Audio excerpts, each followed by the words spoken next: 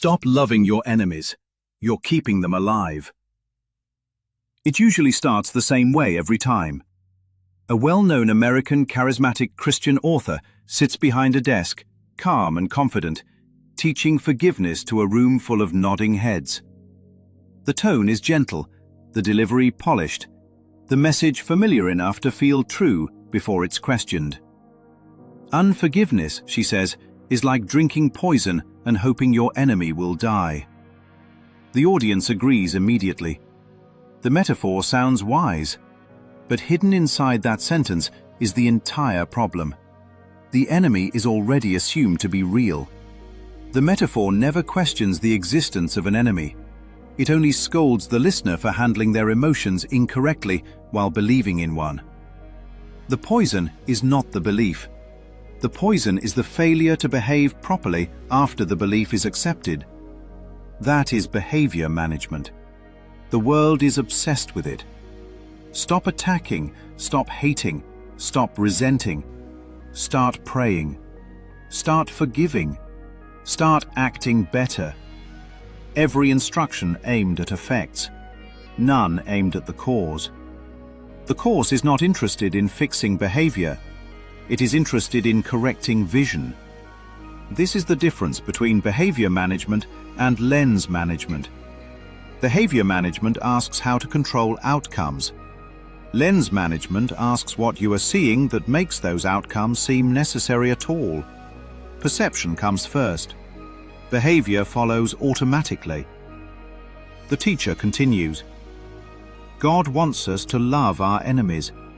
God wants us to pray for them to be happy, even if we don't feel like it, even if it doesn't seem fair.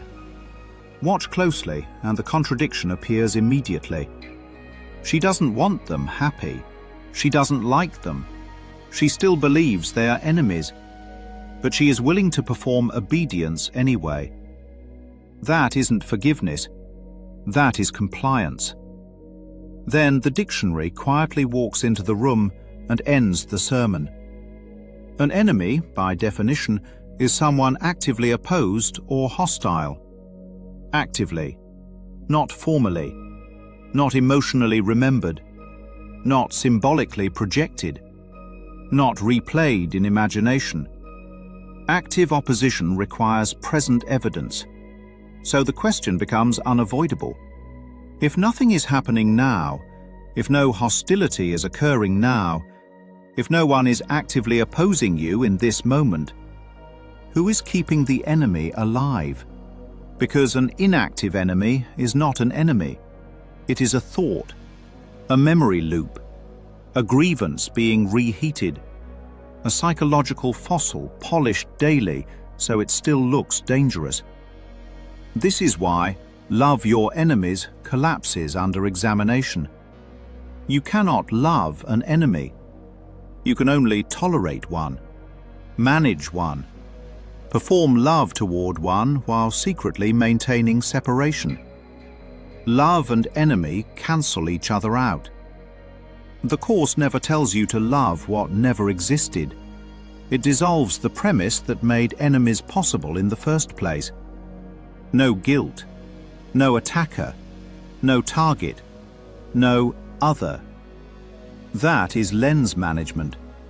When the lens is corrected, behavior doesn't need supervision. Attack dissolves without effort. Forgiveness happens without performance. Peace appears without strategy. So the problem was never unforgiveness. The problem was believing there was someone to forgive. And that leaves one final question hanging in the air.